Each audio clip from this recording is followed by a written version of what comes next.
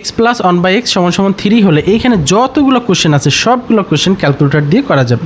X minus 1/x কত, x square plus 1/x square, x cube, তারপর x to the পাওয়ার 4, তারপর x to the পাওয়ার 5, প্রত্যেকটা করা যাবে। ওকে, তাহলে কীভাবে করবো? প্রথমে জাস্ট উঠাও আলফা এক্স প্লাস 1/α(x), এইটা উঠানোর পরে এরপরে একটা সমান সমান দাও, দিলাম সমান সমান, তারপরে কত 3 দেওয়ার পরে এরপরে জাস্ট এটাকে সলভ করতে হবে, শিফট সলভ।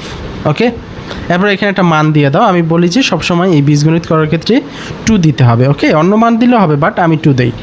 এরপরে সমান সমানে দাও, এই মান চলে আসছে এক্সের।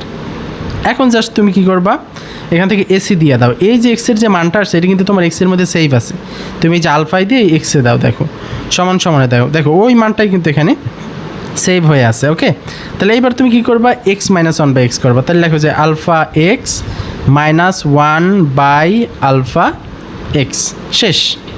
এই সমান সমানে দিলাম, এই যে এক্স মাইনাস 1/x এর মান চলে আসছে। ঠিক আছে, তো এইটা জাস্ট এখানে বসাই দেবা। এরপরে কি করবা, x square plus 1/x square.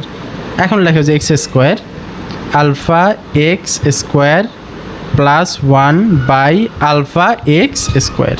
Okay, সমান সমান দেবো, কত আসছে 7। এই হচ্ছে এক্স স্কোয়ার প্লাস 1/x স্কোয়ারের মান।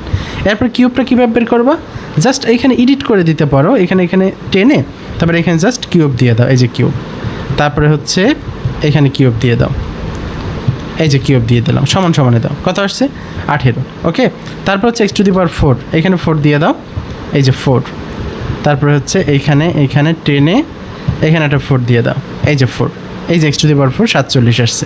এরপরে এক্স টু দি পাওয়ার 5 যদি বের করো, তাহলে এখানে জাস্ট এটা টেনে এডিট করো, এই যে তারপর হচ্ছে 5, এই যে ওকে 5, এটা কত আসছে 123।